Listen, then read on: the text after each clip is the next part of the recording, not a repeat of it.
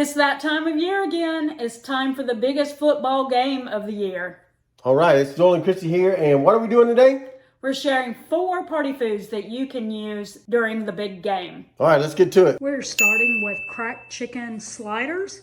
So here are the ingredients that you will need for that. You'll need some cheddar cheese, butter, Parmesan cheese, crumbled up bacon, cooked chicken. It calls for Hawaiian rolls, but Joel's not a fan of sweet rolls, so we just got these.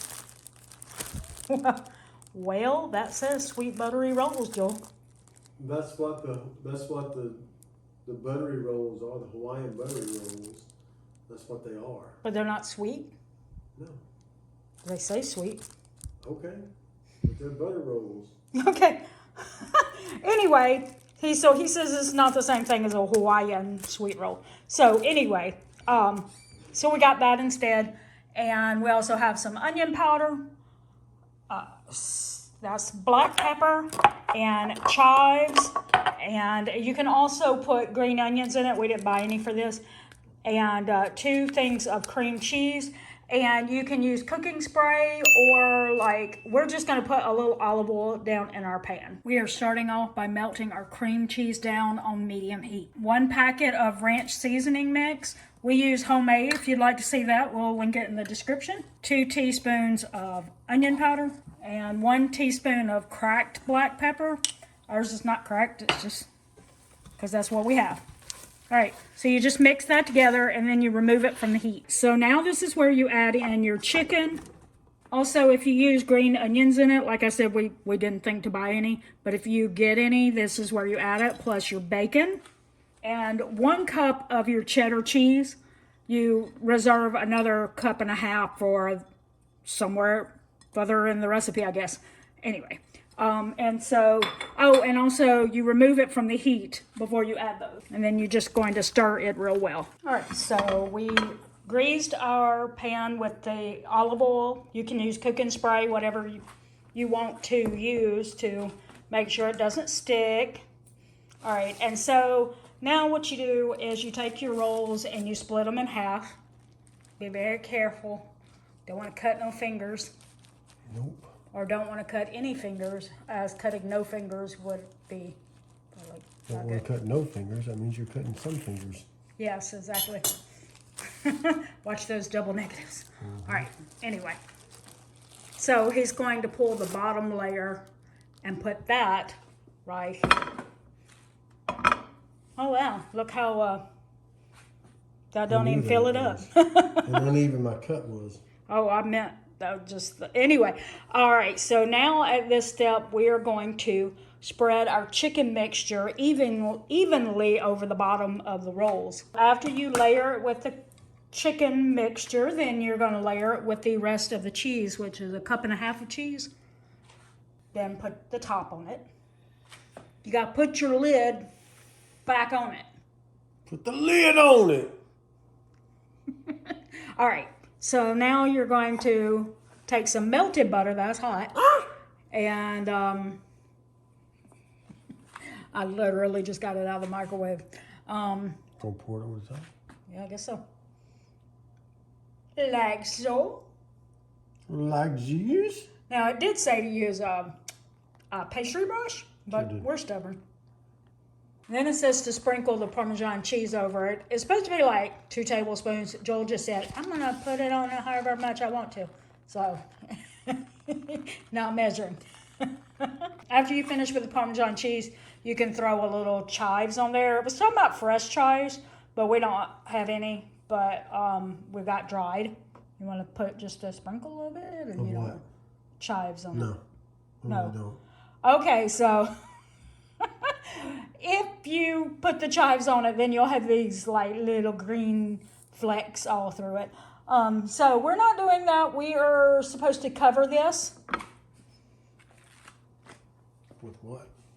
Because Well, your thing there, lid's not going to Yeah, our universal lid would not hold on to it because it's sticking above it's sticking above it.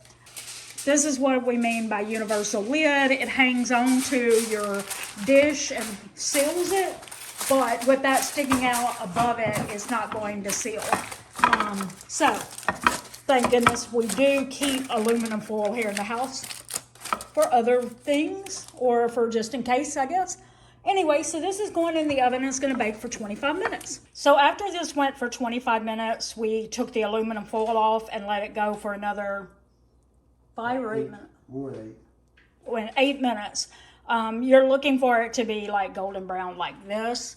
And so now we're supposed to let it sit another 5 minutes before we do anything with it. And now we're going to make some chili cheese dip. This is like Joel's go-to. Like, I don't know that he can have a Super Bowl party without his chili cheese dip.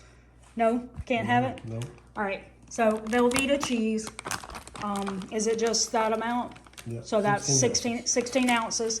And then 1 can of chili. In our case, no beans, because we like no beans. And you just put it in your bowl. You put it in the microwave, and you just keep stirring it every minute, or Yeah, you can do a minute. every minute, or every 30 seconds, or whatever, until all the cheese is melted. And guess what? It's done. That's why, one of the reasons why you like it, right? Because it's easy, or just because you like that flavor. But sure.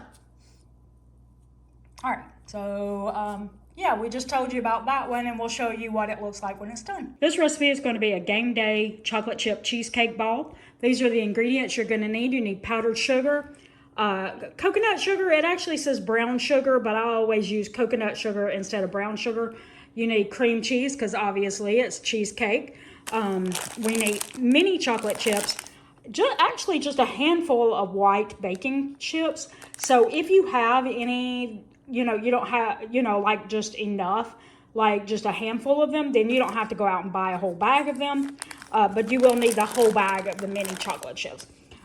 Half a cup of butter, some vanilla extract. Ours is homemade, that's why it's in a jar like that. And then the vanilla wafers and the graham crackers is just something to dip into the cheesecake ball. You could do something else like pretzels or something like that. That's just the ones that we chose. All right, so let's get started. Our first step is to put our softened cream cheese and softened butter in a bowl with 1/4 teaspoon of our vanilla extract. And then we're going to beat that until it's kind of fluffy. Now we're gonna add our sugar. So we've got the powdered sugar and our coconut sugar. And now we're going to beat again until combined.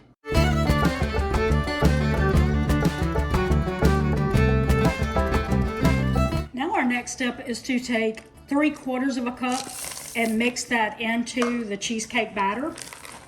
Now what we're going to do is we're going to take this and we're going to refrigerate the batter for, or however you want to call it, the cheesecake mixture in the refrigerator for at least 2 hours to let it chill.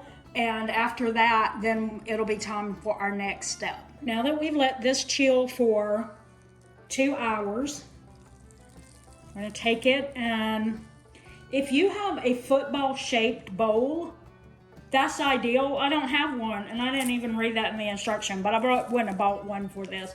But if you have one, you just put plastic wrap down over the bowl, and then you put your mixture on it, and then put more plastic wrap. And because it's inside of a football shaped bowl, it's already got the football shape. But I don't have one of those, so here we go. We have plastic wrap down, and I'm going to put this out on our plastic wrap, and we're going to have to shape it into a football. Hopefully I can do that without any problem.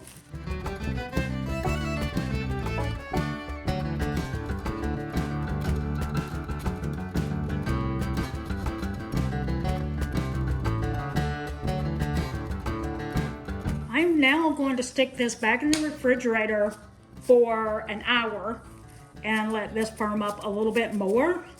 But the hope is that when I get it out and I put it out on a plate, I'm gonna have it flipped upside down that the way it looks upside down will look like a football. Okay, let me see. May force it a little bit more to look like a football. What you think? After we put chocolate chips and the little white chips to make it look like the seam on the football. Hopefully it'll be convincing. This has been sitting in the refrigerator for over an hour, and we're going to open it up and try to make the transfer. Just make the transfer. You know where that's from? Drop it in the comments below. And I can't wait to find the answer because I know it. I just can't think of it at the moment. See if we can make it look a little more like a football. What you think, Joel? And less like my losartan pills. Okay. Yeah, looks like football. Okay. Sweet. Close enough. The good news is I'm about to cover it with chocolate chips, and the hideousness that will hopefully be covered up by chocolate chips. All right, hopefully that still kind of looks like a football shape. And now you're going to take your white baking chips, and I see you only need a few because you're just using them to make the laces. And so they seem to have, I don't know if they've got bigger ones than I do, but it seems to be just like a straight one line down the center. We're also making some football cookies. I just couldn't resist when I saw this recipe. Here's your ingredients. Only 4 nut butters, coconut oil, semi-sweet chocolate chips, and white baking chips. And as you know, on the other recipe, all you needed was a few white chocolate chips, and this one is like a half a cup. So 1 bag is going to be enough for both recipes, I believe. So 2 for the price of 1. All right, let's get started. So the next thing that I did was I melted the chocolate chips with a little coconut oil. It says that coconut oil is optional and only like if you feel like it needs to be thinned out a little bit. So I did it anyway just because I felt like, I don't know about you, but when I dip things in chocolate, I always feel like there's not enough. So I feel like I'm going to need it to be as thin as possible. All right, so we're just going to do that. Hopefully it'll last throughout all of the cookies. If not, I might have to use some milk chocolate chips that I have in the cabinet. But this is supposed to make 32 cookies. So because of that, I'm not going to make you sit through me doing all of them. Just dip them all.